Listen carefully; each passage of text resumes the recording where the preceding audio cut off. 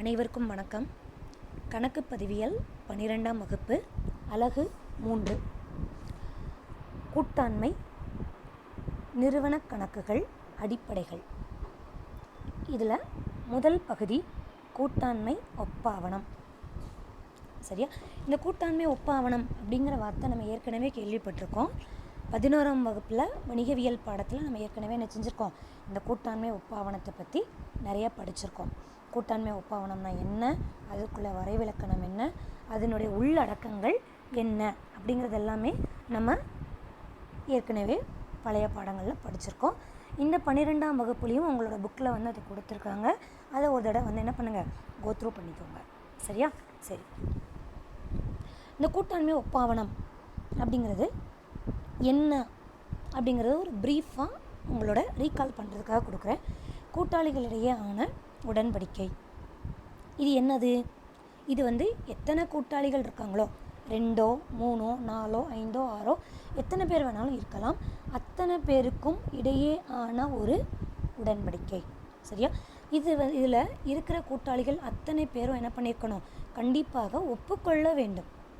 அதை அவங்க என்ன செய்யணும், கண்டிப்பாக ஏற்றுக்கொள்ள வேண்டும். ஏற்றுக்கொண்டால் மட்டும்தான் அது உடன்படிக்கை ஆகும். 2 பேரில் ஒருத்தங்க மட்டும் ஏற்றுக்கொண்டால் அது உடன்படிக்கை கிடையாது. இதுவையும் நம்ம என்ன பண்ணியிருக்கோம், இந்த வணிகவியலினுடைய கடைசி பாடங்களில் நம்ம படிச்சிருக்கோம். 11th ஸ்டாண்டர்டில் உடன்படிக்கையின் வகைகள் அப்படின்னு சொல்லி படிச்சிருக்கோம். அடுத்தது இது கண்டிப்பாக எழுத்து வடிவில் தான் இருக்கணும், வாய்மொழியாக இருக்கக்கூடாது. ஏன்னா எழுத்து வடிவில் இருந்தால் தான் எந்த பிரச்சனையும் தீர்க்க முடியும் அப்படின்னு இதையும் நம்ம 11th படிச்சிருக்கோம். அதே மாதிரி இது கட்டாயம் கிடையாது. கட்டாயமாக இந்த கூட்டாண்மைக்கு இப்படித்தான் இருக்கணும் அப்படிங்கிறது எந்த ஒரு கட்டாயமும் கிடையாது. சரி, அப்போ கட்டாயம் இல்லை அப்படின்னா எந்த ரூல்ஸை ஃபாலோ பண்ணணும் அப்படிங்கிற ஒரு கொஸ்டின் வரும், அப்படி தானே? அதுதான் இந்த முதல் பகுதியினுடைய சாராம்சம். சரியா? இந்த கூட்டாண்மை ஒப்பாவனம் இல்லாத போது கடைப்பிடிக்க வேண்டிய விதிமுறைகள். இப்போ ஒரு ஏபிசி லிமிடெட் அப்படின்னு ஒரு கம்பெனி இருக்குது. அந்த லிமிடெட் கம்பெனி கூட்டாண்மையாக இருக்குது, பார்ட்னர்ஷிப் லிமிட்டடாக இருக்குது. இது என்னது, இந்த 5 பேரும் எந்த ஒரு கண்டிஷனும் போடவில்லை. அப்போ நம்ம எதை ஃபாலோ பண்ணணும் அப்படின்னு பார்த்தீங்கன்னா, இந்திய கூட்டாண்மை சட்டம் 1932 படி நம்ம என்னென்ன கடைப்பிடிக்கணுமோ அதை நம்மளும் இங்கே கடைப்பிடித்து கொள்ள வேண்டும். சரியா? கூட்டாண்மை ஒப்பாவனம் இருந்துச்சு அப்படின்னா அதை ஃபாலோ பண்ணணும். அது இல்லை அப்படின்னா இப்போ கொடுத்துருக்குற இந்த 5 கண்டிஷனை நம்ம ஃபாலோ பண்ணணும். சரியா? கூட்டாளிகளின் ஊதியம்.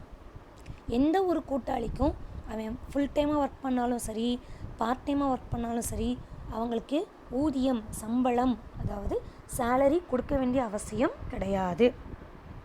2வது, லாப பகிர்வு விகிதம்.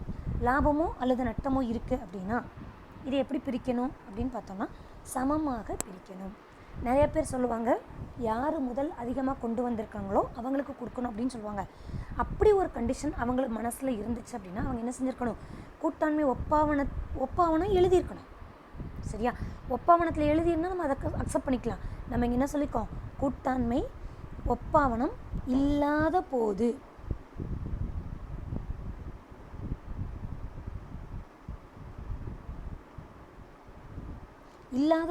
அப்படின்னு தான் நம்ம சொல்லியிருக்கோம். சரியா?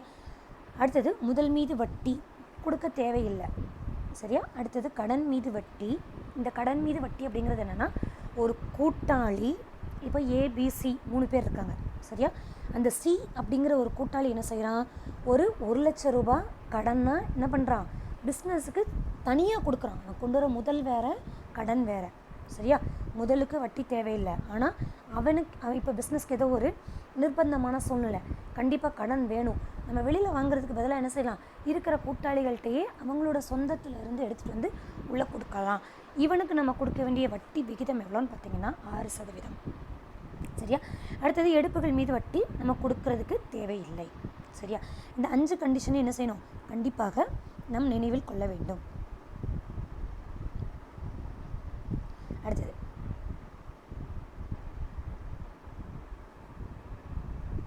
பயிற்சி வினாக்கள். பக்கம் 112. சரியா? இதில் ஒவ்வொரு கண்டிஷனுக்கும் கீழே நான் ஆன்சர் எக்ஸ்பிளைன் பண்ணியிருக்கேன். இதே மாதிரி நீங்கள் என்ன பண்ணுங்கள், பயிற்சி கணக்கையும் எடுத்துக்காட்டு கணக்கையும் செஞ்சு அனுப்புங்க. பக்கம் 112, பயிற்சி எண் 1. ஆகாஷ், பாலா, சந்துரு, டேனியல் ஆகியோர் ஒரு நிறுவனத்தின் கூட்டாளிகள். அப்போ இந்த கூட்டாண்மையில் எத்தனை பேர் கூட்டாளிகள்? 4 பேர். யாரெல்லாம்? ஆகாஷ், பாலா, சந்துரு, டேனியல். சரியா? அடுத்த லைனை பாருங்கள். கூட்டாண்மை ஒப்பாவனம் இல்லாத போது, இதுதான் முக்கியமான கண்டிஷன். கூட்டாண்மை ஒப்பாவனம் இல்லை. அப்போ நம்ம எதை பின்பற்றணும்? இந்திய கூட்டாண்மை சட்டம் 1932 படி கொடுக்கப்பட்ட அந்த 5 கண்டிஷன்ஸை ஃபாலோ பண்ணணும். சரியா? சரி, ஃபஸ்ட்டு கண்டிஷன் என்ன சொல்கிறாங்கன்னு பார்ப்போம். ஆகாஷ் என்பவர் அதிக முதல் வழங்கியுள்ளார். அவர் முதல் மீது வட்டி ஆண்டுக்கு 10% கோருகிறார். கூட்டாண்மை ஒப்பாவனம் இல்லை. ஆனால் இந்திய கூட்டாண்மை சட்டம் நமக்கு என்ன சொல்லுது? முதல் மீது வட்டி கொடுக்கவே கூடாது அப்படின்னு சொல்லுது. சரியா? அப்போ கூட்டாளிகளுக்கு முதல் மீது வட்டி கொடுக்க தேவையில்லை. எந்த ஒரு கூட்டாளிக்கும் முதல் மீது வட்டி செலுத்த தேவையில்லை. சரியா? அடுத்த பாயிண்ட். பாலா ஒவ்வொரு மாதமும் ரூபாய் 3000 எடுத்துக்கொள்கிறார். அவரிடம் ஆண்டுக்கு 8% எடுப்புகள் மீது வட்டி நிறுவனத்திற்கு அளிக்குமாறு கேட்கிறார்கள். ஆனால் பாலா அதற்கு ஒப்புக்கொள்ளவில்லை. சரியா? நம்ம முன்னாடி உள்ள அந்த கண்டிஷனுக்கு போய் பார்ப்போம். எடுப்புகள் மீது வட்டி நோ. எடுப்புகள் மீது வட்டி என்னல்ல, கொடுக்க வேண்டிய அவசியம் இல்லை. அதை தான் நம்ம இந்த இடத்துல என்ன சொல்லியிருக்கோம்? கூட்டாளியின் எடுப்புகளுக்கு வட்டி கணக்கிடக்கூடாது. சரியா? 3வது பாயிண்ட். ஆகாஷ் லாபத்தினை முதல் விகிதத்தில் பகிர்ந்தளிக்க வேண்டும் என்கிறார். ஆனால் கூட்டாளிகள் அதனை ஒப்புக்கொள்ளவில்லை. சரியா? இவங்க என்ன செய்கிறாங்க? ஆகாஷ் என்ன சொல்கிறான்? நான் அதிகமான முதல் போட்டிருக்கேன், அதனால் லாபத்தில் எனக்கு அதிகமாக வேணும் அப்படின்னு கேட்குறான். ஆனால் நம்ம இந்தியன் கூட்டாண்மை சட்டம் என்ன சொல்லுது? 2வது பாயிண்ட் பாருங்கள். லாப பகிர்வு விகிதம் சமமாக. சரியா? அப்போ அவன் அதிகமாக கேட்டால் அதிகமாக கொடுக்கலாமா? கொடுக்கக்கூடாது. சமமாக பகிர்ந்தளிக்க வேண்டும். புரியுதா? அடுத்தது 4வது. டேனியல் தனது முழு நேரத்தையும் தொழிலில் செலவிடுவதால் அவர் ஒவ்வொரு மாதமும் ரூபாய் 10,000 ஊதியம் வேண்டும் என்று கூறுகிறார். நம்ம என்ன சொல்லியிருக்கோம்? ஃபஸ்ட்டு கண்டிஷனே நமக்கு என்ன தான்? கூட்டாளிக்கு ஊதியம் நோ. சரியா? அப்போ இவன் கேட்குறது என்னது? தவறு. எந்த கூட்டாளிக்கும் ஊதியம் வழங்க தேவையில்லை. சரியா? அடுத்தது லாஸ்ட் பாயிண்ட். சந்துருவால் நிறுவனத்திற்கு வழங்கப்பட்ட கடன். இப்போ சந்துரு என்ன பண்ணியிருக்கான்? கடன் கொடுத்துருக்கான். எவ்வளோ கொடுத்துருக்கான்? 50,000 கொடுத்துருக்கான். அவன் என்ன பண்ணுறான்? ஆண்டுக்கு 12% வேண்டும், அதாவது வட்டி வேணும்னு அவன் கேட்குறான். கொடுக்கலாமா? கண்டிஷனுக்கு போவோம். என்ன கொடுத்துருக்கோம்? 4வது பாயிண்ட் பாருங்கள்.